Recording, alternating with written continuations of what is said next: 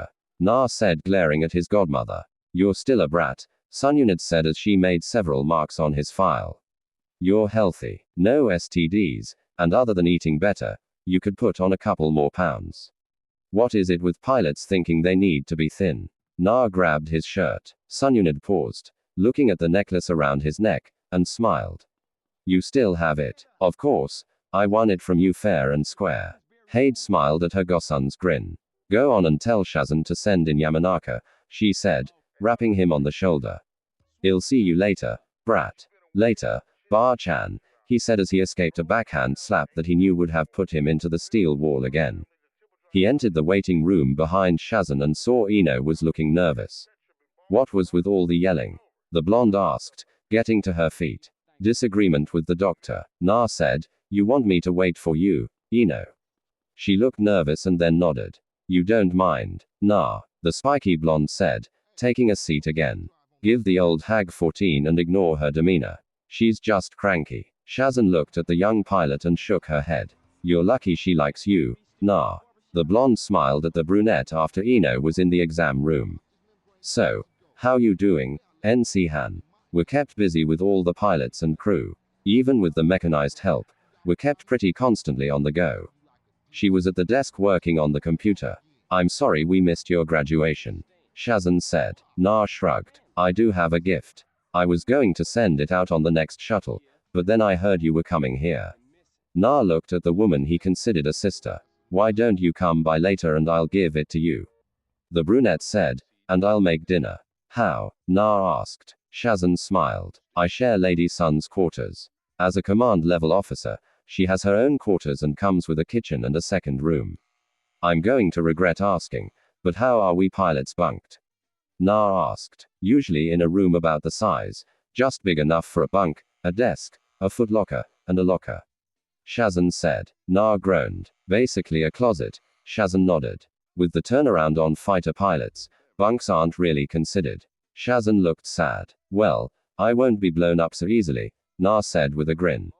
Most of the crew have the same sized quarters, maybe a bit bigger. As I said, command level get the big rooms. I'll be the Hokage in no time then, Narut said. And Shazan laughed. I think Surbi-sama might have something to say against that Narokan. Nah, Oji-san knows I want his job. Told him I was going to rise up the ranks and take it. The blonde said. Shazan went to work and Narut sat and after pulling a dagger twirled it between his fingers using the blade. Shazan, what do you know of Sananjera? Na asked what I mean what kind of man is he? Why does Bar-chan like him? Is he a good wing commander? Na asked. Well, Shazan looked at the sealed exam room door. He and Lady Sununity grew up together and went to the academy together. They were assigned to the Sandame and he made him and another student into the best pilots around. Na paused. He knew Sununid was a student of the old man but he couldn't remember who the other student was. Who was their squad mate? He asked. Shazan looked at the door again. Well, Jeria who goes by the call sign Toad. Na nodded and waited. And the other one he asked seeing her trying to stall. Snake his name? Na asked. Orochimaru. Narut was on his feet. What you mean that bastard that leads Oto? Yes. Shazan said, looking down. He formed Odoga and betrayed Kanehage after your father was named Yandai Hokage. Narut growled in his hands clenched tight. I swear I will kill him. Don't Naran whaat. Why? Because Orochimaru is considered a very dangerous pilot. He's taken out several Ambu hunter squads with ease. Pilots that have over 100 confirmed kills. He's destroyed with ease, Shazan said. She looked at the Genin pilot and he could see fear in her eyes. Not of Orochimaru, but of the thought of Na going after him and dying. Fine. I won't. I won't deliberately hunt down the bastard. Na said, but if we encounter him, I swear I'll put 2 missiles up his. They were quiet for some time, and Ino soon came out. Thank Kami that's over, she said. Yes, and I'm reminding you like I told the brat here, eat more improperly. You're too thin. Yamanaka, Sununit said, following the other blonde out. Na smirked. He'd thought the same thing. And when he'd mentioned it, both Sakura and Ino had tried to put his head into an intake port on one of the Reina fighters at the academy. Na and Ino left the medics alone, both fearing a lecture. Sheesh. She's worse than my mom, Ino said. Na smiled. She means well. Food had been good and the rookie 9 once more were led by Jeria around the ship. He pointed out areas they could go to and the ones they would be shot on sight if they were found in. The rec room isn't too bad. There's a pair of linked flight simulators there for the pilots to brush up on their skills. He said the bridge is off limits except to command staff or if you're summoned there. The wing commander stated as they ended up back in the hangar. After grabbing the gear, he led them into a short corridor. Your bunks are here. Not much, but then you don't need much. Na sighed. Sununid warned him, and after he entered his, he saw she was right. Ignoring it, he unpacked his things and situated his stuff on his desk. He saw it had a computer and a PDA for him already. Stowing things in the footlocker, he was about to stretch out when an alert sounded. All Genin pilots report to the briefing room. All Genin pilots report to the briefing room. Na slipped on his flight suit and opened his door, seeing the others going to the end of the corridor and took a left. The right would go to the lift that went to the Chunin and Junin bunks. Entering the briefing room, Narut took a seat near the back with Ka and Ino. Attention, they surged to their feet as the Hokage entered with Jeria. Be seated, the Hokage said as he looked over the group of young pilots. The rookie 9 with another 9 seasoned Genins were in the room. Along the back wall were the Junin aces that commanded or would soon command them. At 1400 hours, Ambu Blackwing discovered a series of ships jumping in beyond the 8th planet. The Hokage spoke as a holographic display of the system rose up before the pilots. The Ambu squad was ambushed and wiped out, but not before sending back the information. Jeria, the white-haired Sanin, stepped up. 3 wings of Junin and Anbu will be heading out to intercept the targets. Your jobs are to stick close to the Konoha and provide protection. He said, check your PDAs and you'll find your wing assignments and Junin aces. This is the real thing, people. You will be shooting live rounds and be shot at in return. Remember, keep to your wingmen. Junins, keep an eye on your genin. Your PDAs hold your orders and patrols. Keep it cool out there. Dismissed, Jeria said, and the genin were on their feet to get to their assigned craft. Na strapped his PDA to his wrist and clicked it on. He checked his wing assignment. Naruto Uzumaki, call sign. Kitsun, Wolf Squadron, Jun Ace, Kakashi, Hitaki, call sign, White Fang, Wingmates. Ino Yamanaka, call sign, Cerebra, Ka Inuka, call sign. Hound assigned fighter F-101 Valkyrie. Na clicked the wrist PDA off and stopped at the flight locker, grabbed his flight jacket, gloves, and his flight helmet. He raced onto the flight deck and saw the location for the Wolf Squadron and rushed overseeing an empty unclaimed fighter. He rushed up the ladder and saw Ka and Ino doing the same to theirs. Flight crews were prepping ships for launch. Naruto crammed his helmet on and activated its eye screens that held a heads-up display after he connected it to the ship's system. His hands danced over the controls, and he smiled as the engines roared to life. Oh yeah, this is so going to rock. Chapter 3. Leaf System Space. Na smiled as he eased up on the engines after launching. The sheer power of a fighter launch was thrilling and bone-shivering experience. The speeds the fighter left the hangar at nearly 1000 kps was something that Naruto loved. Powering back to a cruising speed of 200 kps, he banked the fighter around and checked his displays. Wolf 0001 to Wolf flight report in the voice of their Jun came over the comm channel and Na looked to see the man's image on his left display. Wolf 02 reporting in. Na said Wolf 03 standing by. Ino's voice came over the comms. Yeah. Wolf 04 ready to kick. Na smiled at KBA's enthusiasm. Form on me, Wolf 004. Copy, boss, Ka said and Narrat clicked his mic. Looks like it's me and you Ino. Damn right Whiskers. The other blonde said. Stow the chatter and use flight number or call signs. Copy White Fang. Na said something about the man made him grit his teeth. The genin squadrons were on revolving patrols around the fleet carrier. Na kept an ear on the main channel and flicked over to a personal channel. Hey Tim, what wing you in? Nothing at first. Then Dobby, I'm in Moon Squadron under Smoker and I'm with Cherry Blossom and Sloth. Na nodded as Shikamaru and Sakura teamed with Sasake isn't bad. Shikika is lazy but a genius. Sakura is good as well. Guess that means me tank. Hiven, White Eyes are with the Ice Maiden. Saw her during the briefing. She's hot, not to mention those red eyes. And here we all thought you were gay. Ka's voice cut onto the channel. Sasake said. Ka's laughter was loud, but the Rookie 9 did this back in the academy as well, setting up a side channel so they could talk while listening to the instructors. Wolf 02 report. Naruto flicked the channel. Nothing on radar. Wolf 0001. You wouldn't have delayed if you weren't too busy talking with your friends. Now pay attention. Na gritted his teeth. I really don't like this guy. All wings incoming enemy fighters was yelled over the channel nearly 20 minutes later. Wolf Squadron. Kakashi's voice came over the channel. A group of fighters slipped past the main group. Moon and Shadow squadrons will move to intercept. We're on deck in case they fail. Copy. White Fang. Na said Ino and Ka confirmed as well, moving their fighters into a higher position to get a clear view. Naruto's radar showed a dozen fighters coming in range. A few, that's 3 wings. Keep a lid on it, Kitsun. Kakashi's voice reprimanded. Observe and wait. Na flipped it over to his other channel. Remember, trademark, you're supposed to shoot the enemy craft. Up yours. Dobi came Sasuke's response. That was an accident. Narrat snickered as several others laughed as well, remembering Sasuke's friendly fire accident in the academy where he torched Mizuki's fighter, putting the academy teacher in the infirmary for 3 months. Good luck, Basilisk. Na said to his friend. Luck is for losers. As I said, good luck.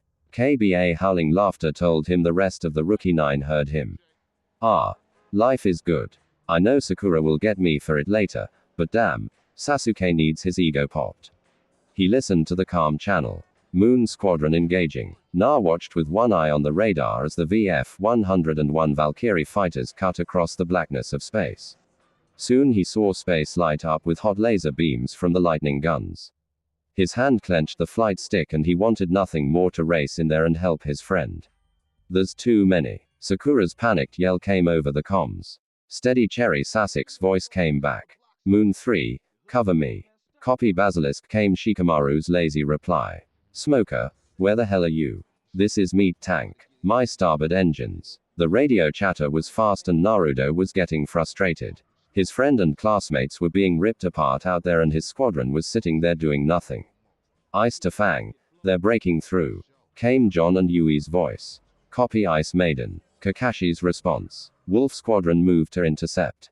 Keep with your wingmen. Naruto smiled and put power to the thrusters and the Valkyrie fighter shot out. Yahoo! He yelled as Ino followed him. Kitsun, you're leaving your wingmen behind. Pull back on the afterburner. Kakashi admonished. Na gritted his teeth. He saw the enemy fighters and he wanted to engage. Permission to attack, sir. He bit out. Break and attack. Came Kakashi's lazy response. Naruto thumbed the trigger and the missile lock scope sprang to life. A few seconds and he had tone. Got tone. He pressed and the missile launched and he watched it fly it and then veer away.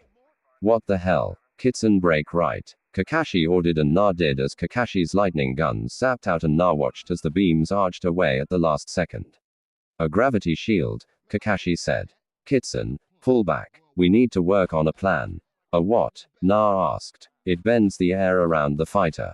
Ino said. But I thought they were still in development. And how do you know about gravity shield Cerebra? Kakashi asked over the channel. Mom sends me journals to read. I think she's hoping I stop being a pilot. Whatever. How do we get through them? Na asked as he saw the triangle-like fighters avoiding the gun turrets from the Konoha. Concentrated fire with the lightning guns. Then, as the gravity shield is pushing, launch missiles in back-to-back. Ino suggested, they can be overwhelmed. You heard the lady. Well, do this in pairs. Kitsune and I will be the guns. Hound and Cerebra will launch the missiles in at close range. How close? Car asked.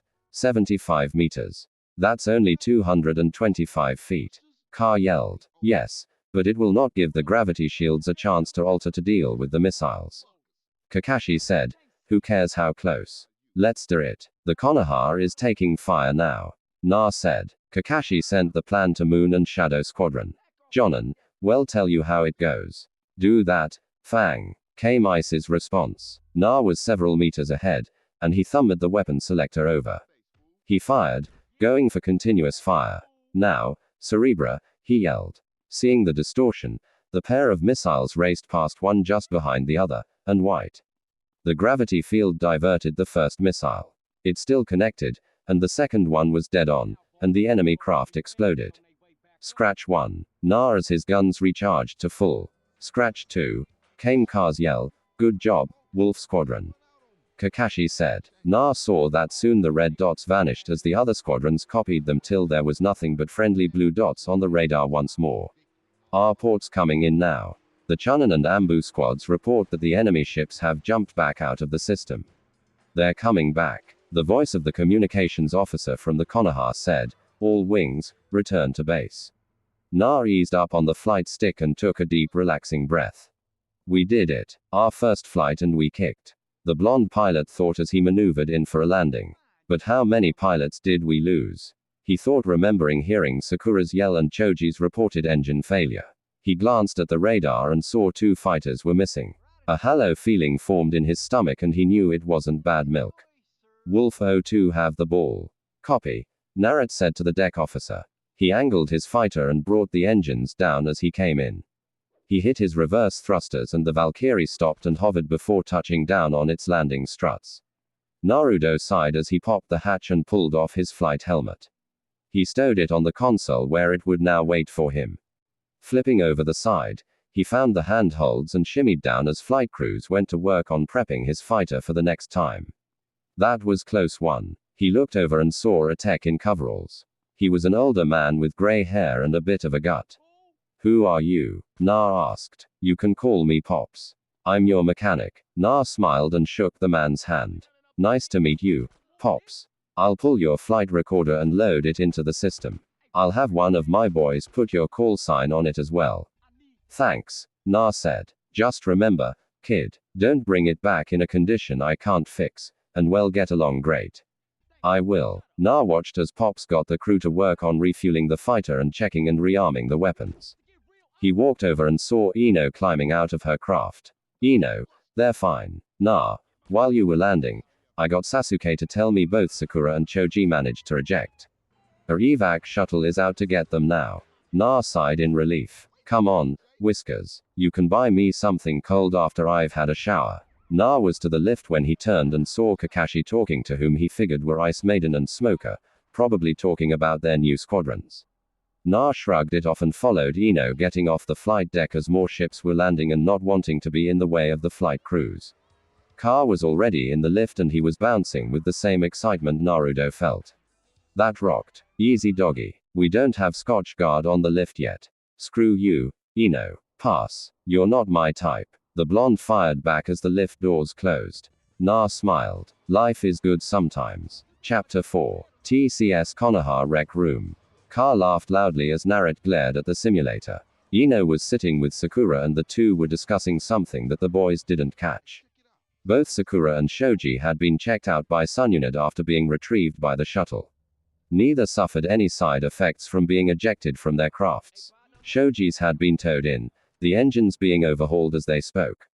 Sakura's fighter had taken too many hits and she'd ejected before it exploded. Man, that rocks. You Sasake suck at the simulator and a genius is in the car, said as he went to the bar and got him a couple bottles of synth sake. He handed one to Naruto, who popped the top and took a gulp. Man, it's not fair. I fly by feeling. In a sim, there's no feeling. Na gripped. Kiba looked over and saw Ino and Sakura talking. She's shaken. The Inuzuka said. Do you blame her? Na countered. She got used as target practice by those new Odercraft.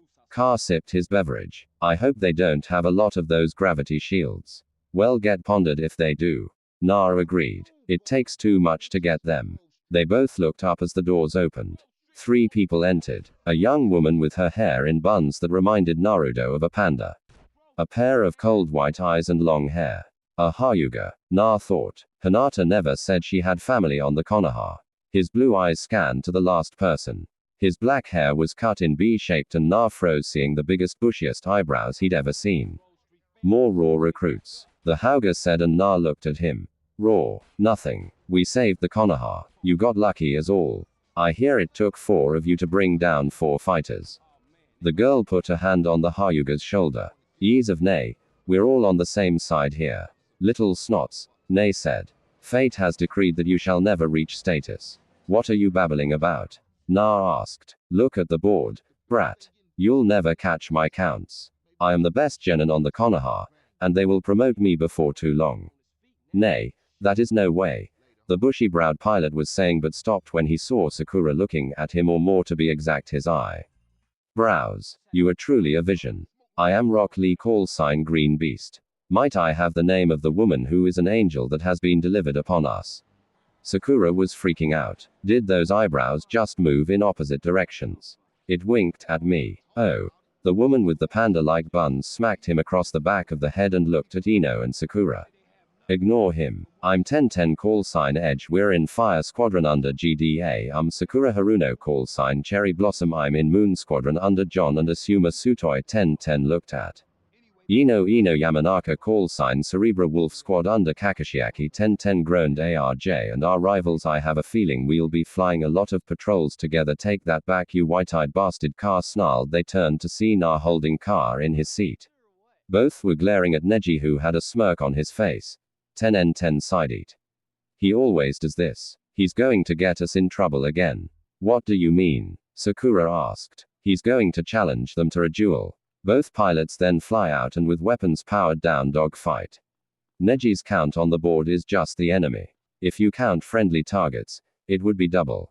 He shoots at allies. Ino asked. He's a prodigy from the house of Hyuga. I hear his cousin joined up and he's been acting really weird since he heard. They turned in time to see Naruto punch Nay and send him staggering back. I'll take that challenge, you bastard. No one bad mouths my friends. Ino sighed. Oh. Whiskers. Nay straightened and smirked. Fine. Let's go. He headed for the door, and the girls exchanged looks and rushed after the 4 boys. Lee could be heard talking to Neji about how unthful it was to do this. They could hear Car pumping Naruto up and Enos sidey. Na is a hothead, but he's one of the best pilots out of the academy. Aruka said in the Na is a savon. She told 1010, Nay's got 50 enemy kills and he's never ejected even in the academy. 1010 said, you guys are only a year ahead, right? Sakura asked, 2 years. We've been on the Konoha for nearly 8 months now. The panda hairstyled girl said, so, what's your squad usually get stuck doing? Sakura asked from the other side of Ino. Well, we mostly do patrol missions. Ten said, what are those like? Sakura asked. Ino was curious as well. Mostly we fly out and scout the area at each navigational point. Then we drop a sensor and move on to the next point till we've circled back to the Konoha. 1010N said with a shrug. Sometimes we get escort missions as well. Those are usually handled by the Tunin level pilots or a pair of Jonin. If Genin get an escort, it's usually 2 squads. Ino nodded at that. Makes sense. The blonde said. They could hear the boys still tossing insults. Your wingmate. Why does he go out of his way to antagonize pilots he might have to depend on later on? Ten sighed at this. Nay is prideful. He hasn't had to be helped yet. And I and Lee both fear that when the time comes that he will need to rely on other pilots here on the Konoha, they might leave him in a hot situation. Ino and Sakura scoffed. None of the rookie 9 would do something like that. Sadly, most the pilots we graduated with are dead or shipped out. And John and Guy is eccentric, so he puts up with Neji's attitudes as long as he continues to be one of the best pilots. Ino and Sakura shook their heads. Nei tries that with Sasuke and Hell get a plasma cannon in the tailpipe. The pink-haired pilot said Na might beat him to it. Ino said from where she was watching the 2 pilots settling into their fighters. How are they going to get permission to launch? She asked. 1010 motioned and they went to the flight officer control. This is Fire 2 and Wolf 2 requesting permission to slip out and test the repairs. Nice cold voice came over the comms. Ino heard the flight officer sigh and muttered, not again. The 2 fighters rocketed out the launch bays. 10 motioned and a holo display was brought up of the exterior of the Konoha and the ship's cameras picked up the 2 fighters banking away from the ship. Be safe, Whiskers, Ino thought. Na ground his teeth as he tried to get a lock on the bastard's fighter. He's quick. I didn't know a Valkyrie could be put through some of these moves. He thought as he banked hard to avoid the lightning guns as they chopped away his shields holding as he climbed a way using the afterburners to gain some distance, and he did a skid turn and with a hard bank was rocketing back towards Fire 2's ship. Eat lightning you bastard. Na yelled, thumbing the trigger, and smirked as he saw his shots dance along the shields. Sadly, he took some fire as well and he saw his starboard shield was down to 30. Na growled as he dialed down the gravity compensator, in the end put the fighter into a flip and he came back upside down. He smiled as he got missile lock. You're done, Na said, hearing the tone. He heard his warning and saw that the Hyuga had launched a barrage of the mini missiles. Shit, Na said as he tossed out flares and banked his fighter trying to lose the missile barrage.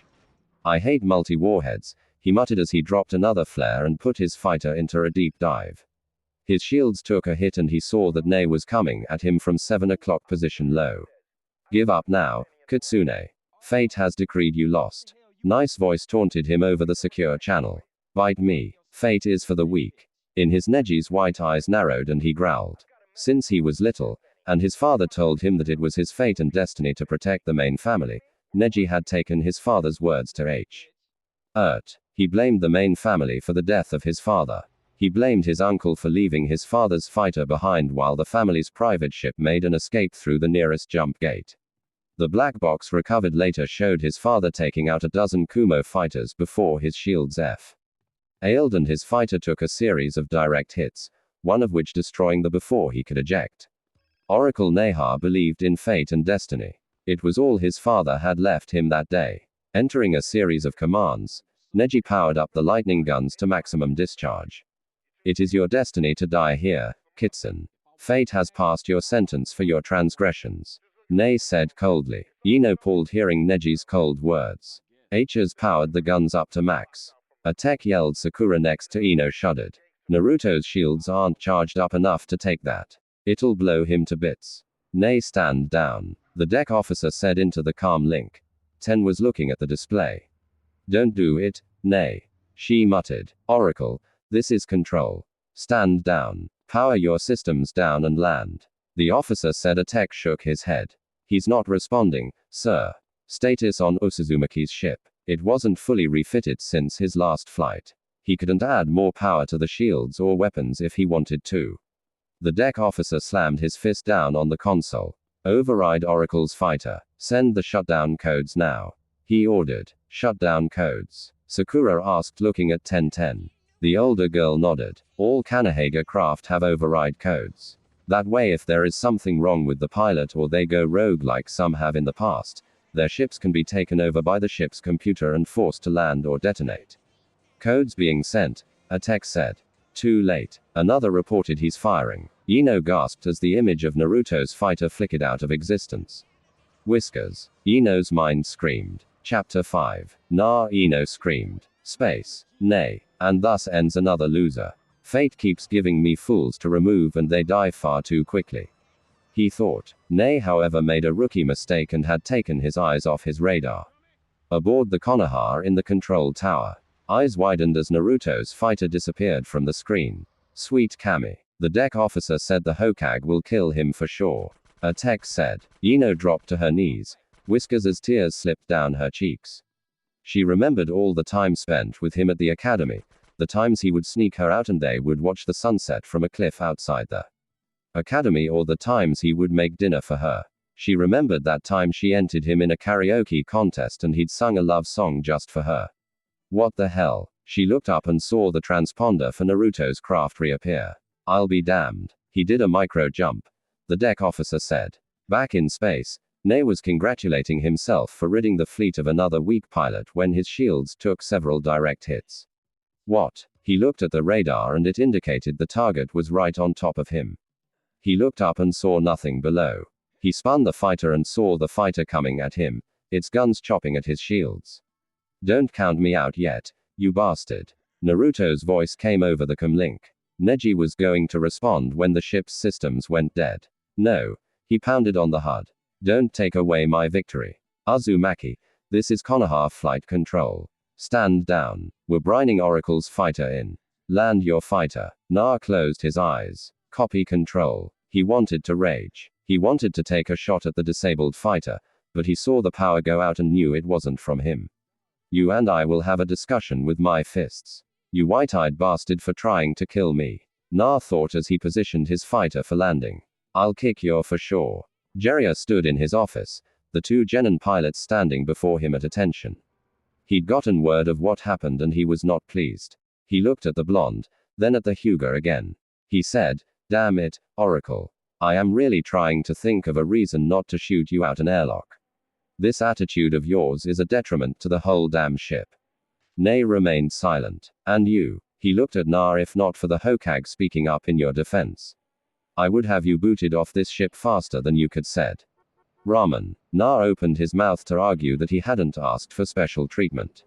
But Jiraiya held up a hand. You both are grounded till further notice. Neji Hyuga, you will undergo a psych evaluation and are confined to U-bunk until I say otherwise.